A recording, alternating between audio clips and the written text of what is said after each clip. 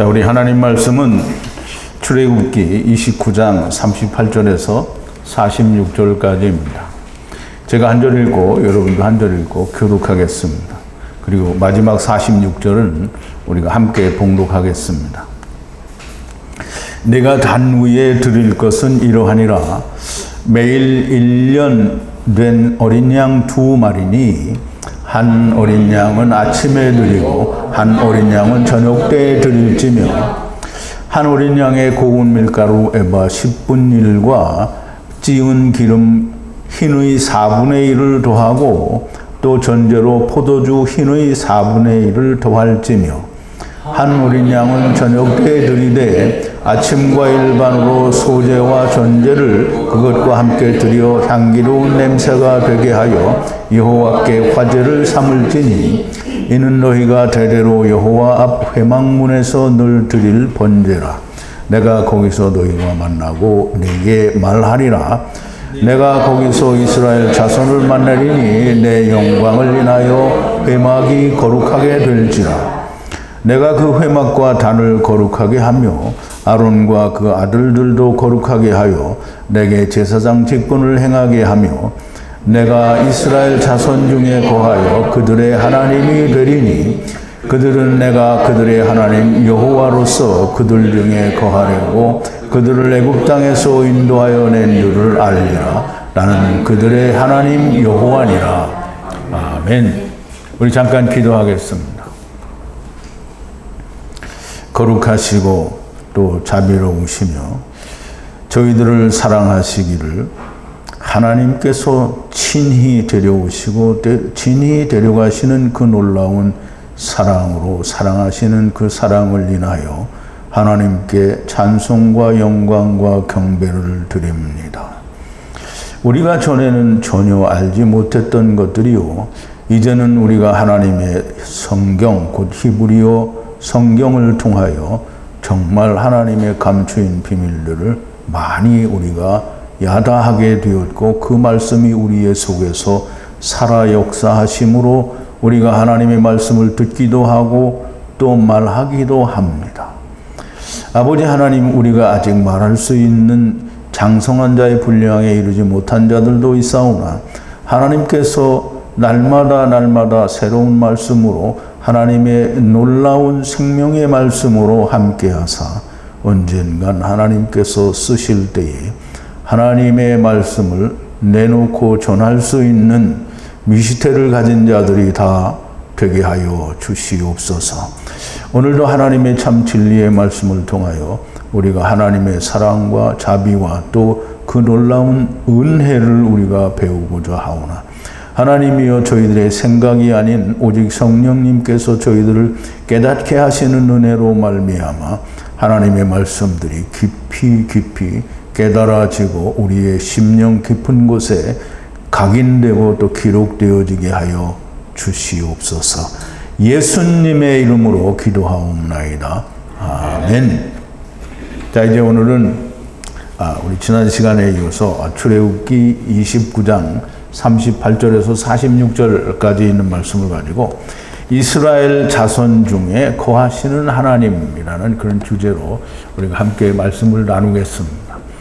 우리가 하나님이 우리와 함께 계신다 또는 이스라엘 중에 하나님이 함께 계신다 이런 얘기를 할 때 아무도 이 거부 반응을 일으키지 않고요. 다 그렇게 믿습니다. 그런데 믿기는 믿는데 그거를 체험하지 못한다라는 게 정말 큰 문제입니다.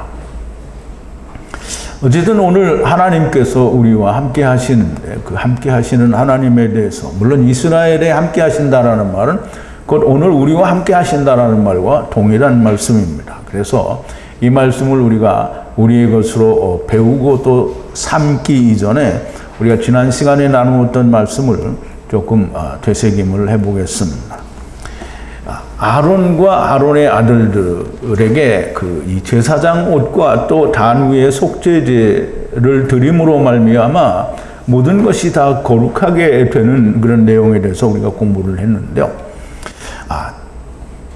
7일 동안 제단을 속죄하여 성결케 하라라는 그런 주제였었는데요. 아론이 분리하는 거룩한 옷은 후에 아들들에게 하야할 것이다. 이 말은 아론의 그 대제사장 옷은 아들 중 하나에게 대를 물려서, 아들들이 다 순서대로 하는 게 아니고요. 아들 중에 하나가 대를 물려서 대제사장이 됩니다. 그래서 이스라엘의 대제사장은 언제나 한 사람뿐입니다. 그래서 그 대제사장이 이 대제사장의 옷을 입고 거룩한 하나님의 제사장의 일을 하게 되고요.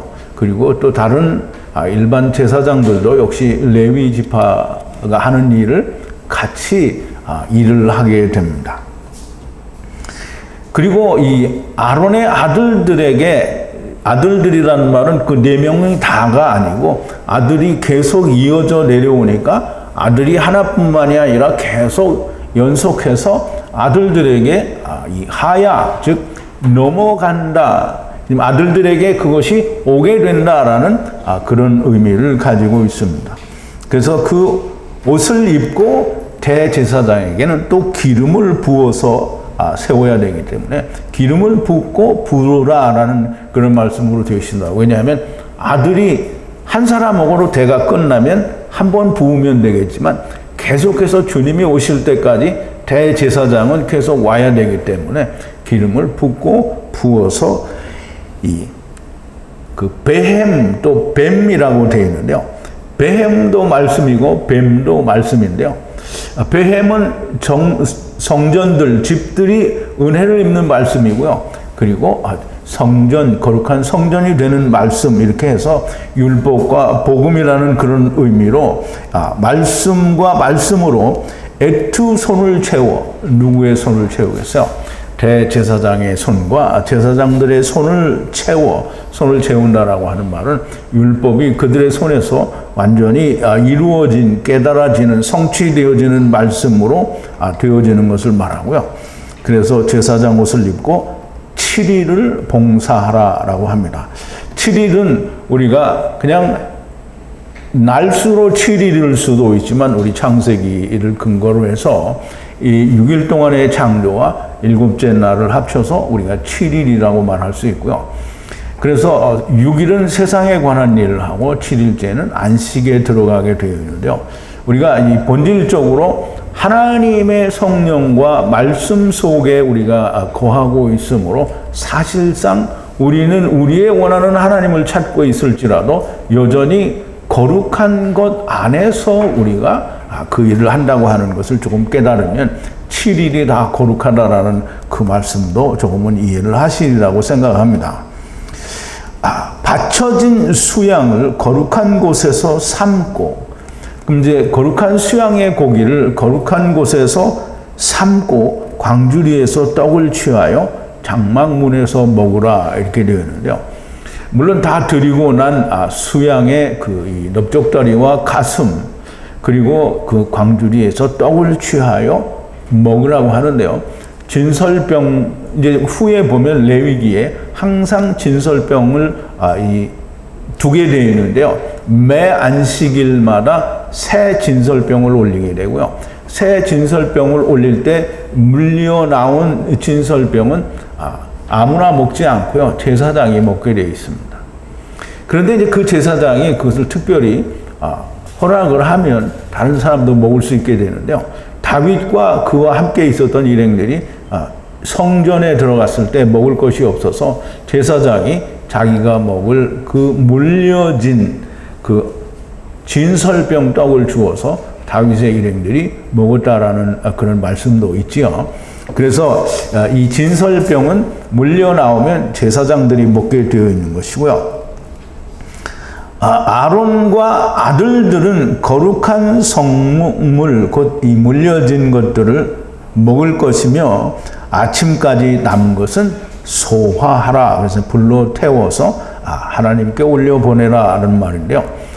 이 남은 것을 뭐 줬다 먹으면 되지 왜 불로 태워버리냐. 이게 만나, 하나님이 주시는 것을 우리는 특히 제사장들이잖아요. 대제사장과 제사장들은 하나님의 성물을 먹는데 그거를 이 장기간 보존한다라는 말은 만나를 하나님이 매일 주시는데 특별히 그것을 더 많이 보관하고 쌓아둔다는 의미에서 맞지 않는 것이고 오직 안식일을 위하여 하루분을 더 비축할 수 있었던 것처럼 제사장이잖아요.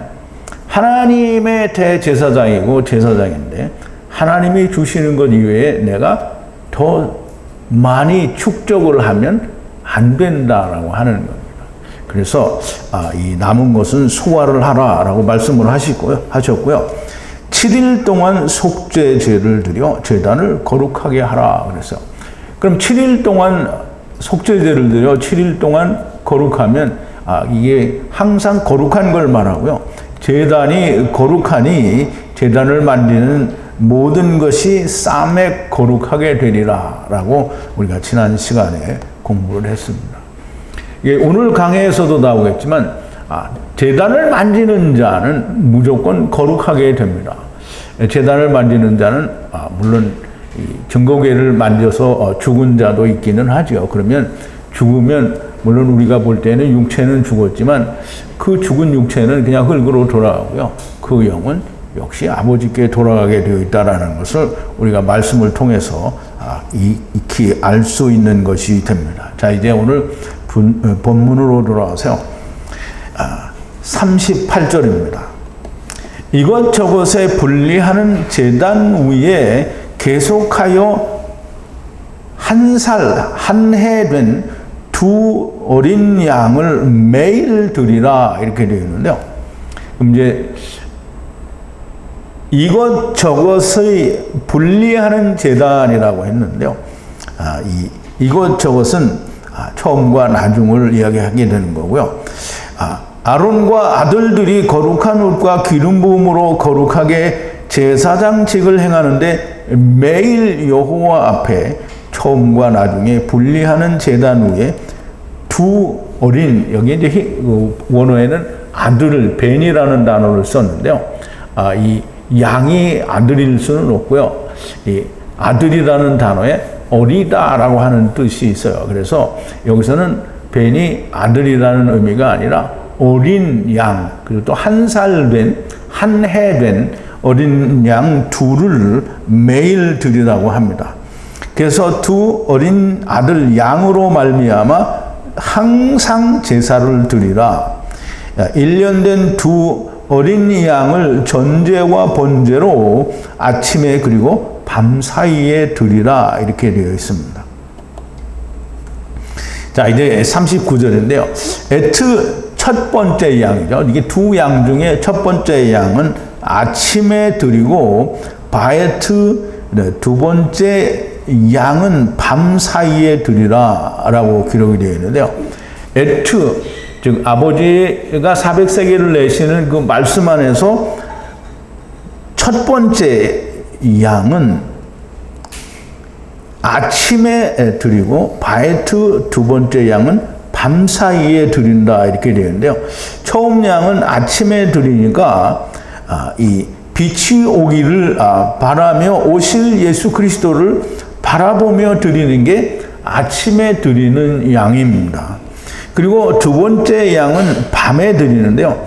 흑암 가운데서 육체로 오시는 예수 그리스도를 바라보라는 그런 말씀입니다. 그러므로 두 양은 처음 양이요, 또 두 번째 양은 나중 양이 됩니다. 그래서 우리가 그거를 조금 더 멀리 확장해서 뜻을 생각하면 처음 양은 두 마리죠. 하루에 두 마리를 아침 저녁으로 드리는데요. 아침에는 첫 번째 양을 드리니까 6월절 어린 양일 수 있고요. 두 번째 양은 하나님의 어린 양을 나타내는 그런 양으로 우리가 이렇게 보아도 그렇게 잘못된 건 아니라고 보여집니다. 자, 이제 40절인데요. 한 어린 양의 밀가루 10분 1 흰과 빠다라는 말은 이제 기름을 짰다라는 그런 뜻인데요.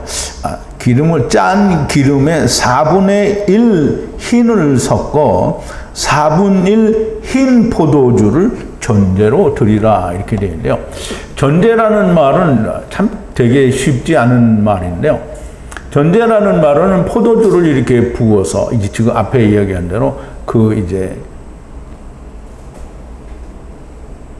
밀가루 10분 1 흰과 그 다음에 기름 4분의 1 흰과 또 그 다음에 포도주 4분의 1 흰을 포도주를 이렇게 부는 것을 전제라고 합니다. 그런데 또 전제라는 단어의 또 다른 의미는 뭐냐면 이게 붓는다라는 뜻인데요. 어떤 그 우상의 형상을 부어서 만드는 것을 또 이 전제라는 단어를 사용을 합니다. 그런데 이제 그때는 전제가 아니겠죠. 그러면 그때는 형상을 말합니다. 그래서 어쨌든 여기서 전제라는 말은 앞으로도 레위기에도 그렇고 많이 나옵니다. 전제라는 단어가 정말 많이 나오는데요. 그 전제를 우리가 이 부어서 만든 우상의 형상과는 분리해서 생각을 또는 문맥 속에서 그거를 찾아낼 수 있어야만 됩니다. 자, 이제 첫 번째 양을 드리는데 아침에 드리는 첫 번째 양은 밀가루라고 했는데요. 밀가루는 정말 많은 곳에서 사용이 되는데요. 밀가루는 밀가루는 이 떡을 만드는 데 쓰고요. 과자를 만드는 데 쓰고요. 우리 창세기 18장에도 보면 에노시 세 분이 내려오셨을 때 아브라함이 들어오셔서 발을 씻고 그리고 떡을 드시고 편안하게 하시다가 떠나시라고 얘기를 하죠.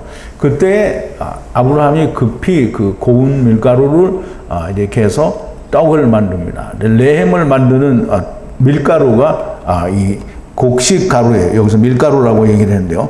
모든 무교병을 만드는 밀가루의 10분 1이에요. 10분 1.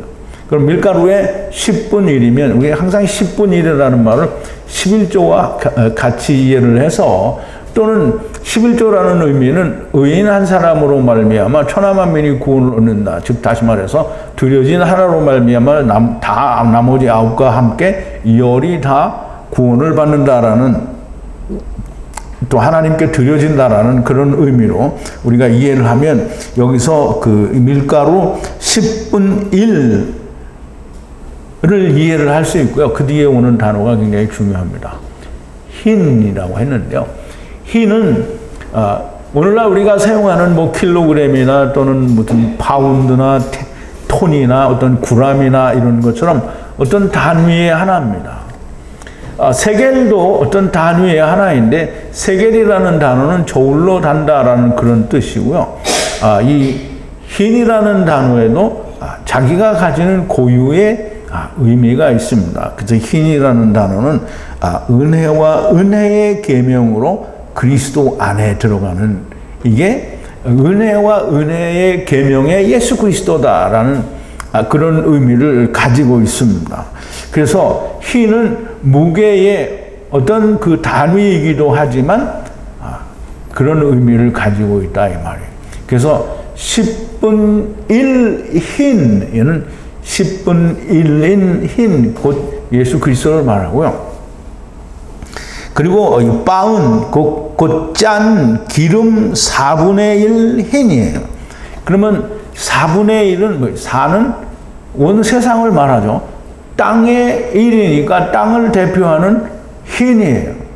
이 1흰이에요. 그러면 이제 4분의 1, 5분의 1, 뭐 우리가 이런 거 다 배웠습니다. 그러면 이 4분의 1을 흰을 이 기름에 섞는 거예요. 즉 4분의 1 기름은 이 예수 그리스도를 깨우치게 하는 그 이제 성령이 되겠죠. 그리고 4분의 1 흰의 포도주는 이 4분의 1 땅을 다 포함하는 땅을 다 구원하는 포도주, 곧 예수 그리스도를 말할 수 있게 됩니다. 그래서 이 10분 1은 세상 일을 대표하는 일이고요. 4분 1은 세상을 대표하는 일이고요. 땅을 대표하는 일입니다. 그리고 포도주는 하나님의 말씀에 대표하는 예수 그리스도를 말하게 되고요. 복음을 말합니다. 그래서 이 전제를 드리는데, 즉 첫 번째 어린 양을 드릴 때 이 무교병 가루, 즉 무교병을 만드는 밀가루 10분의 1 흰과 거기에다가 성령 기름을 4분의 1 흰을 섞고 또 거기에 포도주를 붓게 됩니다. 4분의 1 흰의 포도주를 붓게 되고요. 그러면 그것이 온전한 전제가 됩니다. 그러면 이제 전제로 드리고요. 그러면 이제 41절에 이제 첫 번째 양에 대해서는 우리가 얘기를 했어요. 그럼 첫 번째 양은 그 내용을 잘 살펴보면 곧 율법에 의해서 하나님께 드려지는 제사의 의미를 가지고 있습니다. 자, 41절인데요. 프린트 6번입니다. 바에트 두 번째 양은 저녁 사이에 드리라 이렇게 되어 있는데요. 저녁은 이제 보통 우리가 낮과 밤이라고 얘기를 하는데 여기서는 항상 아침 보케르와 에레브로 이제 하나님께서 말씀을 하십니다. 그러면 이제 우리가 그 이 등대의 등불에 대해서 공부를 할 때 등대의 등불을 언제 켠다고 했죠? 저녁 때에 켭니다. 그리고 저녁 때에 켜고 아침이 되면 어떻게 한다 그랬죠? 그걸 끕니다. 근데 그러면 이제 빛이 아침에 되면 빛이 오니까 항상 빛이 있고요. 저녁에는 또 등불을 켜니까 항상 빛이 있다라는 그런 의미를 가지고 있다라고 얘기를 했는데요. 두 번째 양은 저녁 사이에 드린다라고 하는데요. 저녁 사이는 저녁과 아침 사이를 말해요. 그 사이를 위해서 드리는 겁니다. 아침 예물과 같이 똑같이 전제로 다 드리는데요. 레해, 즉 아버지와 아들과 내가 하나 되는 말씀의 은혜의 여호와께 향기로운 냄새로 번제를 드리라. 이제 우리가 번제단에서는 즉 영이 들어있는 흙을 태워서 영을 올려보내는데요. 여기 분향단에서는, 이게 지금 분향단이 아니죠. 여기서는 당연히 그것을 태워요. 즉 다시 말하면 이제 앞에서 이야기했던 밀가루 10분의 1 흰과 그 다음에 기름 4분의 1 흰과 또 포도주 4분의 1 흰, 즉 포도주를 이렇게 붓기는 하지만 여전히 그 예물들을 태워서 하나님께 번제로 드리라고 했어요. 그럼 그 번제로 드리는 것은 번제가 우리가 이야기하는 이샤, 즉 아내 혹은 지체라고 번역이 되는 그 단어와 동일한 알파벳을 가지고요. 읽기도 똑같이 이샤라고 읽습니다. 그래서 제가 전에 설명을 드릴 때 이 번제는 불로 태워서 이샤를 올려 보내드리는 것이 아마 이 번제가 아니냐라는 그런 말씀을 드린 적이 있습니다. 그래서 여기서 번제로 드리라는 말은 다른 말로 사용되는 번제도 있는데 여기서 꼭 번제를 스트롱 코드가 801이고요. 이샤라는 단어를 쓰는 것은 하나님께로부터 떨어져 나온 우리 그 이샤들이 하나님께 들어 올려지는 그 제사가 번제가 된다라는 말씀을 드렸습니다.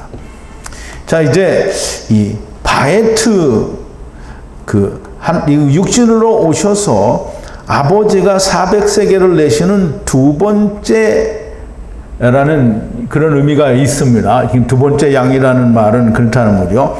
그래서 이 바에트, 즉 육체로 오셔서 아버지가 400세겔을 내시는 두 번째 이제 복음의 이 양이 되겠죠. 그래서 이제 물론 이 6월절 어린 양으로 드려지지만 이제 예수님이 오셨을 때에는 육체로 오신 하나님께서 400세겔을 내시는 그런 이제 번제가 되겠죠. 그래서 반복의 의미가 있어서 이제 복음의 이 양이라는 그런 의미를 가지고 있고요. 저녁 사이에는 아까 설명을 드린 대로 저녁부터 아침까지 드리되 아침 예물과 같이 전제로 드리고 등대의 불을 저녁부터 아침까지 켜는 것과 같은 의미를 가지고 있습니다. 그래서 프린트 이제 강해 관련 성경 1번을 보면 출애굽기 27장 21절을 제가 프린트를 했는데요. 아론과 그 아들들로 회막 안 증거 앞 휘장 밖에서 저녁부터 아침까지 항상 여호와 앞에 그 등불을 간검하게 하라. 이 간검하게 한다라는 말은 잘 정렬한다라는 그런 뜻을 가지고 있는데요. 등대 자체가 정렬이 되어 있기 때문에 항상 불이 유지만 되어 있으면 됩니다. 이스라엘 자손의 대대로 영원한 규례니라 그랬어요. 예수 그리스도가 오셔서 빛으로 나타나셔서 율법을 이루게 되면 일단은 뭐 등대의 불을 간검하게 할 이유는 없겠지만 이제 영원히 그렇게 하라는 말은 예수 그리스도로 말미암아 이루어질 때까지가 영원입니다. 자, 이제 라해 여호와께 향기로운 냄새로 향기롭다라고 하는 말은 이제 냄새가 올라가는 걸 말하고요. 냄새는 이 영에서 온 단어로 하나님께 영이 들어올려진다라는 그런 의미가 있다라고 말씀을 드렸고요. 번제는 아까 말씀을 드린 대로 이샤가 올라가는 그런 제사가 번제 스트롱 코드가 801인 이샤가 된다라는 말씀을 드렸습니다. 30을 이루시는 은혜의 여호와께 향기로운 냄새로 번제를 드리라라는 그런 뜻이 되겠습니다. 자, 이제 8번인데요. 42절입니다. 대대로 항상 번제를 드리고 장막문 안에 정하신 곳 분리하시는 여호와의 면전에서 레헴 거기서 만나고 거기서 향해 말하리라 그랬어요. 그럼 이제 지금 여호와 하나님이 이스라엘 백성을 만나고 거기서 말을 하신다라는 말씀인데요.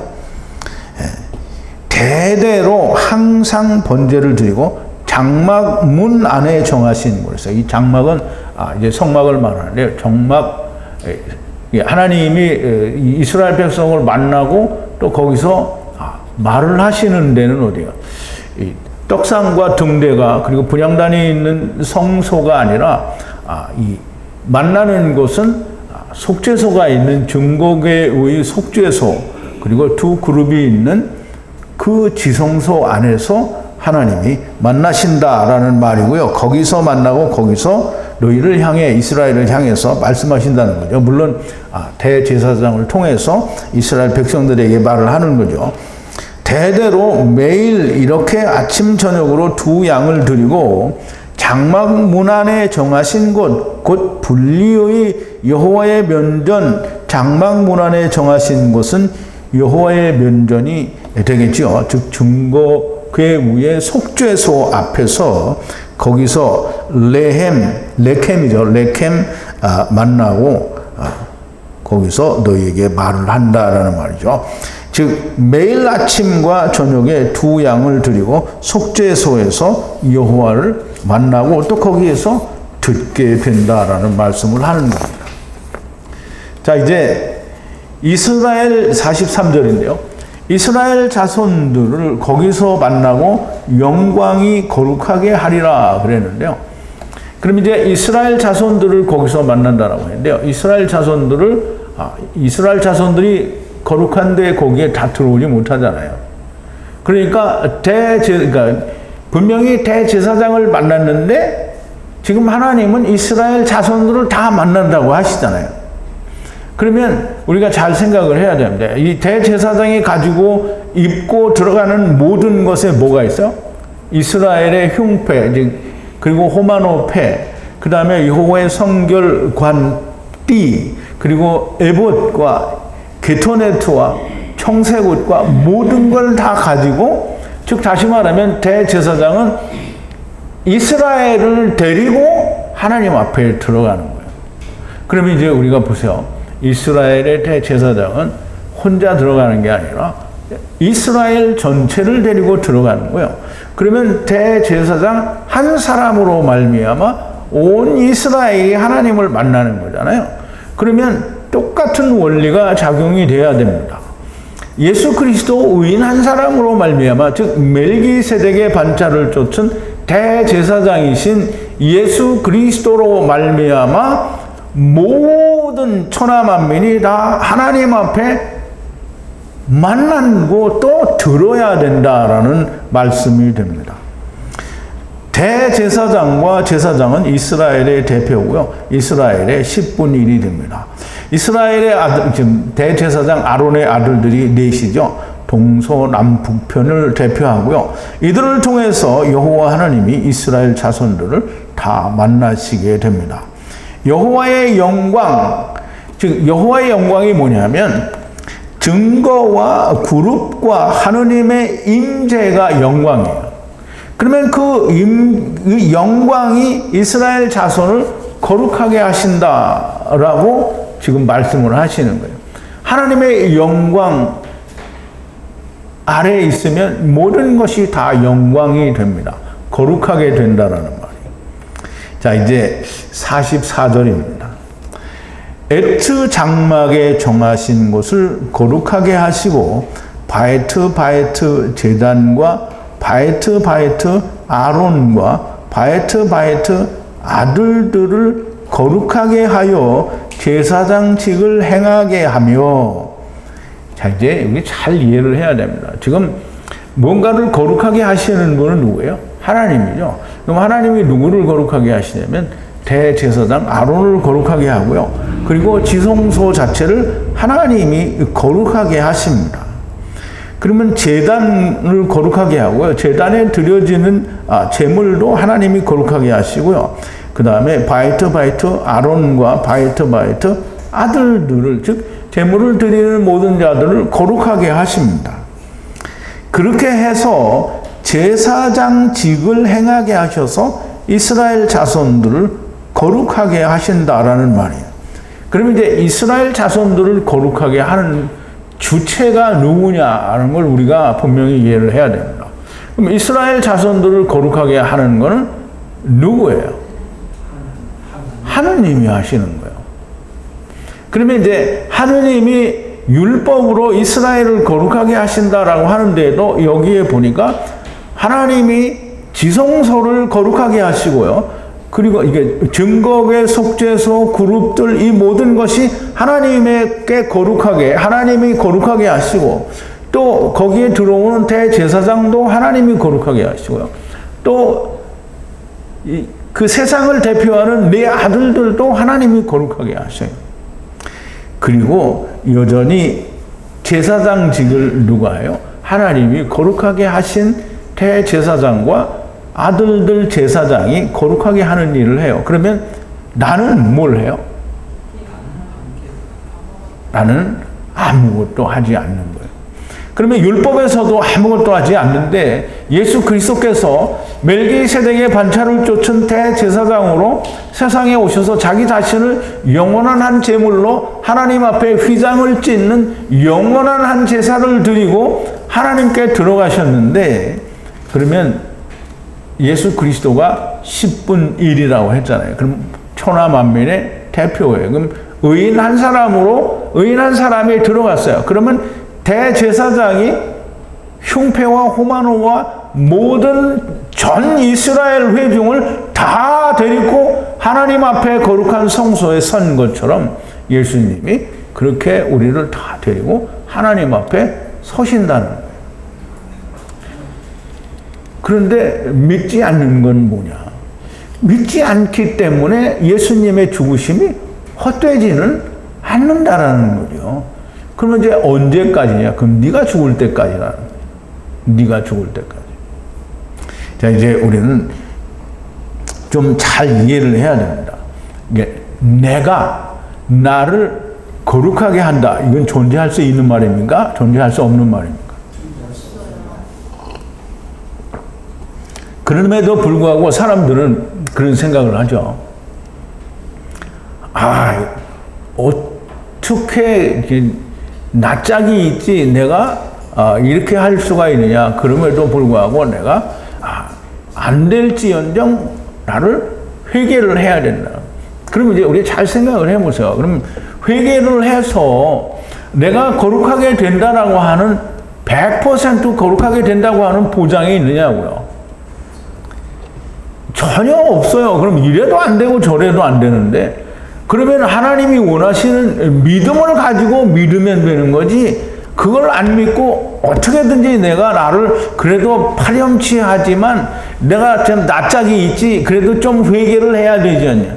그러면 그게 뭐냐면 조금 회개를 했다고 해서 무슨 어떤 보탬이 되면 회개를 해야 되겠죠. 그런데 보탬이 전혀 되지 않는데 그거를 하고 나서 떳떳하게 내가 어떤 그런 마음을 가지는 것은 예수 그리스도의 십자가에서 죽음을 훔치는 짓거리가 되는 겁니다. 분명히 성경은 하나님은 예수님이 뭐라 했어요? 내가 죄인을 구하러 왔다고 했으니까 그냥 우리는 죄인이 되면 됩니다. 그냥 우리가 죄인이라고 인정을 하고 우리가 다 하나님을 떠나온 죄인이라고 인정을 하면 되는데 이놈의 인간들이 전부 하나님을 떠났다라는 말을 무슨 말인지 몰라서 이해를 못하죠. 이제 오늘과 내일 리브가가 이제 이삭의 아내로 이제 오게 되는 내용을 공부를 하는데요. 여전히 인간은 아무것도 하는 게 없습니다. 아무것도 하는 게 없어요. 그냥 오기만 하면 되는 겁니다. 100% 인간은 할 수 있는 게 아무것도 없는데 그걸 믿지 않는 거예요. 믿지 않는다라는 말은 나도 믿어 그러는데 믿지 않는다라는 말은 어떻게든지 내가 나를 조금 떳떳하게 보이려고 한다는 그 자체가 하나님의 나를 구원하심을 믿지 않는 겁니다. 자, 이제 이스라엘 자손 가운데 이제 45절인데요. 이스라엘 자손 가운데 거하여 레헴 하느님으로 하야하리니라고 했는데요. 이스라엘 자손 가운데에 거한다라는 말을 좀 우리가 잘 이해해야 되는데 가운데라는 말은 여기서 타베크를 씁니다. 그러니까 이제 영어에서 말하는 사람과 사람 사이에 있는 어몽이라든가 뭐 이런 의미가 아니고요. 타베크예요, 타베크. 타베크는 어디가 타베크입니까? 그러니까 타베크는 어디가 타베크냐 하면 궁창 위의 물과 아랫물 사이가 타베크예요. 그러면 지금 하나님이 이스라엘 가운데에 거한다는 말, 너희 속에 내가 있겠다라는 말이 아니고요. 하나님이 이스라엘 세상에 궁창, 즉 다시 말하면 궁창 위의 물과 아랫물 사이에 하나님이 거하신다라는 말이에요. 궁창 위의 물과 아랫물 사이에 거하신다라는 말은 율법과 복음 사이에 있다라는 말이 됩니다. 그러므로 하나님이 이스라엘 백성의 가운데, 즉 궁창 위의 물과 아랫물에 있다라는 말은 율법에 거하는 자 가운데도 있고 복음을 이룬 자 가운데도 있다라는 말이고 카탄 안에도 가돌 안에도 하나님이 거하신다라는 말입니다. 그러면 하나님이 거하시면 하나님이 다 데리고 가시겠죠. 그러니까 하나님이 놓치고 가는 자는 단 한 사람도 없다라는 말이 됩니다. 이스라엘 중의, 즉 이스라엘의 타베크 안에서 궁창 위의 물이든지 아랫물이든지 거기에 하나님이 거하심으로 말미암아 하야하고 하야하시겠다라는 말씀을 하시는 거예요. 그게 레헴 하나님입니다. 아버지와 아들과 내가 하나가 되는 은혜의 말씀의 하나님이라는 거죠. 그 하나님이 이스라엘 가운데 타베크에 거하셔서 이스라엘을 데려오셨고 또 데려가신다라고 하는 거예요. 항상 하야하고 하야하신다는데 이 인간들은 하야하고 하야하신다라는 말을 믿지 않죠. 믿지 않으면 어떻게 되겠어요? 데리고 오신 것이 무효가 되는 건 아니죠. 그건 하나님의 진리니까 바뀌어질 수 있는 게 아니고요. 믿지 않은 사람만 허망한 일을 하게 되는 겁니다. 그걸 네가 어떻게 하냐? 내가 아는 게 아니고 성경이 이미 다 말을 해주었잖아요. 우리가 다 죽어서 까보면 압니다. 죽어서 까보면 너는 천당 가고 너는 지옥 가는 게 아닙니다. 죽어서 까보면 아직 첫째 부활이 일어나기 전이기 때문에 죽어서 까보면 모두가 다 아브라함 품이든지 혹은 음부에든지 가게 됩니다. 그러면 믿지 않은 사람은 음부에 가게 되고요. 믿은 사람은 아브라함 품에 가게 됩니다. 그럼 아브라함 품에 가 있는 사람은 결단코 음부의 일을 볼 수가 없습니다. 음부에 있는 자는 당연히 세상에 있었던 일도 기억이 나고요. 자기의 형제들도 기억이 납니다. 형제들이란 이스라엘, 즉 율법을 지키는 자들 5 형제를 말하고요. 그러면 큰 이스라엘에서도 여전히 5 형제는 율법 아래 매여 있는 자들을 말합니다. 다 그들이 생각이 나는 거예요. 그러면 당연히 모세오경 하나님의 말씀도 생각이 나게 되죠. 그래서 배워야 됩니다. 그래서 그 말씀 위에 하나님의 성령의 불을 쳐대는 거죠. 이렇게. 자, 이제 하나님이 이스라엘 자손 타베크에 거하여, 그래서 우리말로 하면 거하여라고 하니까 별로 그렇게 큰 거부감이 없는데요. 이 거하여가 샤칸입니다. 샤칸. 근데 샤칸은 사전적으로는 샤카부와 연관 관계가 없는데요. 왜냐하면 사전이 그걸 표현해 주지 않았기 때문에 사전 그 인과관계가 없는 것 같이 보이는데요. 사실은 샤카부와 샤칸은 사촌지간입니다. 그래서 야곱이 창세기 28장 11절에서 하나님께서 꿈으로 보여주신 하늘과 땅에 맞닿은 사다리를 타고 하나님의 천사들이 오르락내리락 하는 것을 보고 거기에서 꿈을 꾸기 전에 야곱이 누워 자더니라고 했는데 우리말에는 누워 자더니고요. 거기에서 히브리어로는 샤카부라고 되어 있습니다. 샤카부는 성경에서 거의 대부분이 간음하다라는 뜻으로 사용이 되었어요. 그러면 야곱이 땅과 간음을 했다는 얘기고요. 하나님이 세상에 간음하러 내려오셨어요. 그러면 하나님은 거룩하신 분인데 세상에 오려고 하면 간음하지 않으면 오실 수가 없는 거예요. 그러므로 야곱 하나님도 샤카부 즉 간음을 하는데 여기서 분명히 이스라엘의 타베크 이스라엘 백성 중 타베크에 샤칸하신다라고 하는 하나님도 역시 간음하러 오시는 것이 너무나 맞는 겁니다. 그래서 샤칸 하는 하나님이라고 되어 있고요. 그 샤카부라는 단어와 아주 밀접한 관계가 있는 사촌지간이다라는 말씀을 드립니다. 자, 이제 마지막 46절인데요.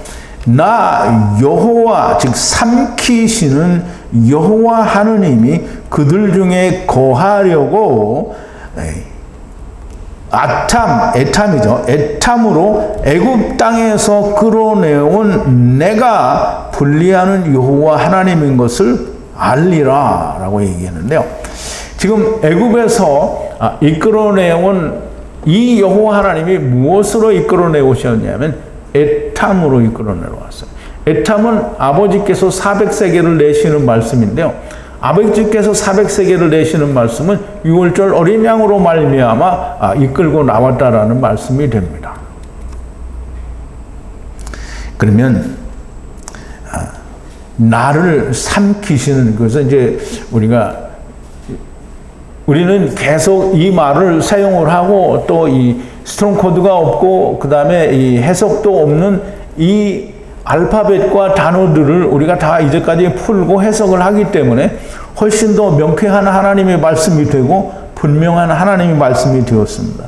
여기서 에탐이라는 말도 역시 그렇게 분명하고 명확한 말씀이 되고요. 그 다음에 이 문장의 제일 끝부분에 있는 페라고 하는 이 말씀도 역시 하나님의 입으로 삼킨다라는 의미를 이야기하시는 것이므로 하나님께서 삼키시는 여호와 하나님이에요. 삼키시는 여호와 하나님께서 애굽 땅에서 너희들을 이끌어내온 여호와 하나님인 것을 너희가 알게 된다라고 했는데요. 이제 우리가 굉장히 중요하게 생각을 해야 되는 것은 우리가 애굽 땅에서 우리를 이끌어내 오신 하나님이라고 하는 걸 알면 그러면 하나님이 우리를 거기로 데려오셨다라는 말도 같이 알 수 있습니다.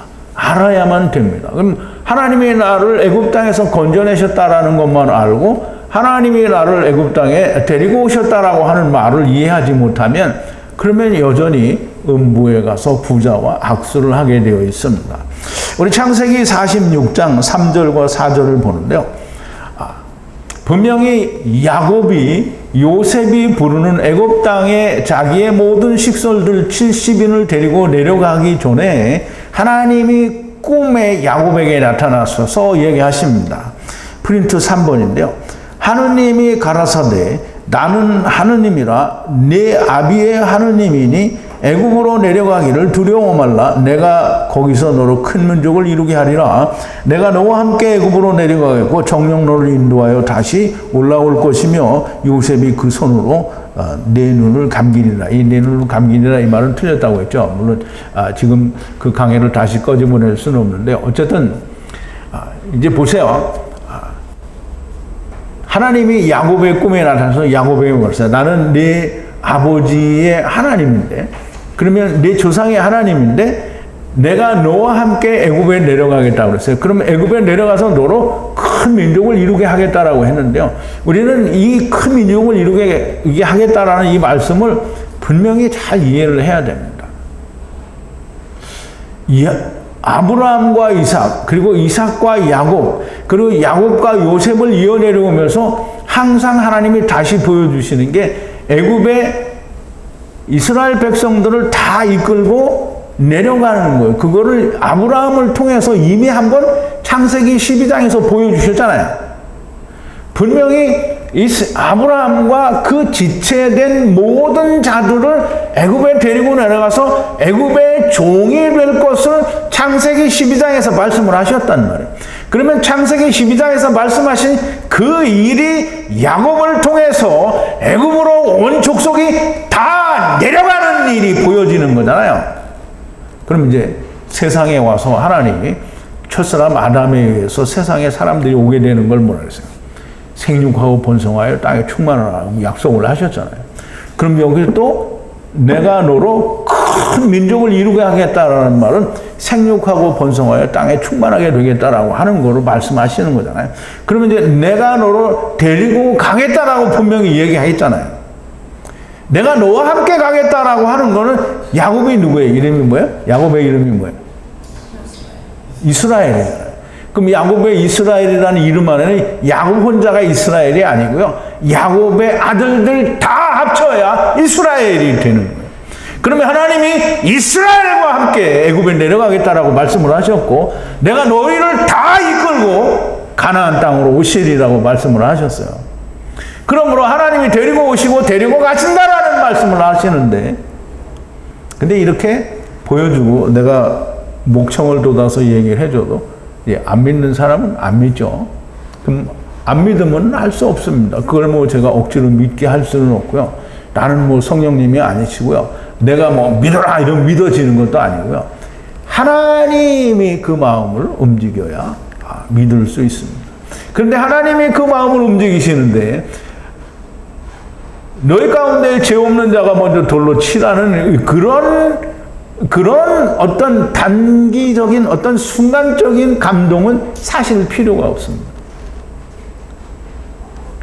하나님이 하나님의 말씀으로 내 안에 완전히 인을 쳐주셔야 그 말씀이 내 속에서 살아있어야 그래서 그 말씀이 내 안에서 떠나지 않고 그 말씀으로 내 뱃속에서 항상 생수로 흘러넘쳐야 그게 하나님의 말씀이 내 안에 온 자가 되는 겁니다. 네.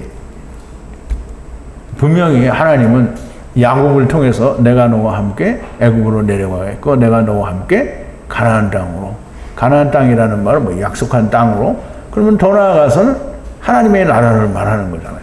그럼 이제 보세요. 내가 얘기하는 게 아니라 신학을 하는 사람들이 얘기해요. 애굽이 어디냐 그러면 세상이라고 얘기를 한다는 거예요. 그럼 가나안 땅은 어디냐 그러면 천국이라 그래요. 그러면 가나안 땅이 진짜 천국은 아니잖아요. 그러면 가나안 땅은 하나님 나라의 그림자잖아요. 그러면 애굽은 세상에서 하나님 나라로 가는 그림자잖아요. 그럼 애굽에 하나님이 데리고 오셨고요. 그 다음에 하나님의 나라로 우리를 데리고 가신다라고 하는 말이 너무나 명백하게 드러나는데 나는 믿지 못한다라는 거예요. 믿기 싫으면 믿지 마세요. 내가 그걸 억지로 믿게 할 수 없다라고 조금 전에도 말씀을 드렸는데요. 하나님이 예수 그리스도께서 세상에 오셔서 이스라엘을 위하여 십자가에서 죽으셨어요. 그런데 하나님이 이스라엘을 향해서 강제로 믿게 안 하셨어요. 근데 사람들이 예수님이 이스라엘에 오셔서 뭐라고 했냐면 니네들이 율법을 정말 잘못 지키는 거야. 다시 지켜. 어떻게 지켜야 되냐면 네가 율법으로 죽어야 되는데 너희들은 자꾸 율법으로 네가 살아나고 있지 않니? 그러니까 죽어야 되는 거야. 그러니까 죽으려면 어떻게 하냐? 네가 그러면 눈을 한번 빼보고 오른팔을 한번 잘라보라. 범죄할 때마다 범죄하는 걸 잘라보라는 거예요. 그리고 형제를 미워하면 그건 살인하는 거다. 이 여자를 보고 마음의 음욕을 품으면 이미 마음에 간음을 한 거다라고 예수님께서는 뭐 3년 내내 그 얘기를 하고 다니셨어요. 그런데 하나님이 니네는 지금 하나님의 말씀 곧 율법이 네 거가 안 됐어 라고 하니까 어떻게 예수님을 죽였잖아요. 근데 이게 세상에서도 똑같습니다. 하나님의 말씀으로 당신이 하나가 안 되었다라고 계속 질책을 하면 멀어집니다. 그래서 아마 오늘도 이렇게 몇 명밖에 없는지도 모르겠어요. 항상 하는 얘기가 그거잖아요. 이 목자 항상 하는 얘기가 그겁니다. 하나님의 말씀으로 하나가 되지 않았다. 하나가 되면 결코 이런 현상은 나올 수가 없는 거죠. 근데 뭐 어쩌겠습니까? 내가 이렇게 한다고 해서 막 스스로 내가 이 말 했기 때문에 사람들이 마음이 변해서 오지 않아요. 이게 변해서 오지 않는다라는 말은 역시 하나님이 그 안에 없다라는 얘기가 됩니다. 그러니까 하나님이 없는 사람을 붙들고 뭐라고 내가 막 아무리 소리를 지르고 뭐 애를 써봐야 무슨 소용이 있겠습니까? 어쨌든 하나님은 우리를 데리고 오셨고요. 또 데리고 가신다라고 성경을 통해서 말씀을 하시고 설명을 하셨습니다. 그럼에도 불구하고 믿지 않는 건 큰 문제가 되겠죠. 자, 이제 말씀을 정리를 합니다. 이스라엘 중에 거하시는 하나님, 백성들 사이에 하나님이 있다라는 말이 아닙니다. 궁창 위의 물과 아랫물 사이에 거하신다라는 말씀이 되고요. 거기서 처음 양도 드리고 두 번째 양을 드려서 지성소도 제단도 그리고 제사장도 거룩하게 하셔서 하나님께서 거룩하지 못한 모든 것들을 다 거룩하게 하신다라는 말씀입니다. 나 인간은 그 어느 것으로도 스스로를 거룩하게 할 수 없으니 오직 하느님이 하시는 겁니다. 그런데 이 말을 했는데 맞아. 그렇지만 이렇게 말하면 그때부터는 안 믿는 사람 되는 거예요. 회개를 하면 내가 거룩하게 되는가? 안 되지만 그래도 낯짝이 있지. 안 그래도 낯짝이 있지. 이거 안 믿는 겁니다. 여호와 하나님이 하신 일을 자기가 하고 있다라고 주장하는 말도 안 되는 헛소리를 찌꺼려대는 것이 됩니다. 주님은 누구를 구하러 왔다고요? 죄인을 구하러 왔습니다. 그럼 죄인을 구하러 왔으니 이스라엘이 전부 다 나는 죄인입니다. 세리같이 내가 죄인이라고 고백을 해야 되는데 전부 예수님 앞에서 누구를 내놓냐면 율법을 잘 지킨 자기를 내놓은 거다. 다. 그게 한두 사람이 아니라 이스라엘 전체가 그렇게 내놨단 말이에요. 그러니까 결국은 이스라엘이 멸망을 하게 된 겁니다. 그러면 멸망을 했으니까 어떻게 돼요? 육신은 멸하고 뭐라 그랬어요? 영은 살리심을 받는다 그랬어요. 그래서 예수님이 육은 무익하니라 살리는 것은 영이다라고 말씀을 하신 거예요. 그러니까 육신이 죽으면 영이 살 수 있는 기회도 있다라는 말씀을 하신 거예요. 하나님은 말씀하셨으니 저 이목자라는 인간이 찌꺼리는 건 나는 못 믿겠다. 안 믿어도 됩니다. 그러나 하나님이 하신 일은 내가 믿지 않는다고 없어지는 건 아닙니다. 오늘도 하나님의 귀하신 말씀들이 여러분의 마음 깊숙한 곳에, 심령 깊숙한 곳에, 영혼 깊은 곳에 잘 기록되고 새겨지는, 그래서 야다되어지는 역사가 있게 되기를 바랍니다. 기도하시겠습니다. 거룩하신 여호와 아버지 하나님, 감사와 찬송과 영광을 돌립니다. 오늘도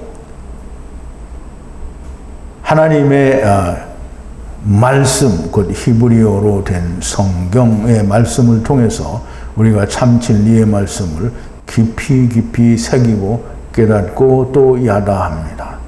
하나님께서 저희들의 귀에 들리는 샤마하는 그런 은혜를 주셔서 이 말씀들이 온전히 저희 안에 기록되어지는 역사가 있게 하여 주시옵소서.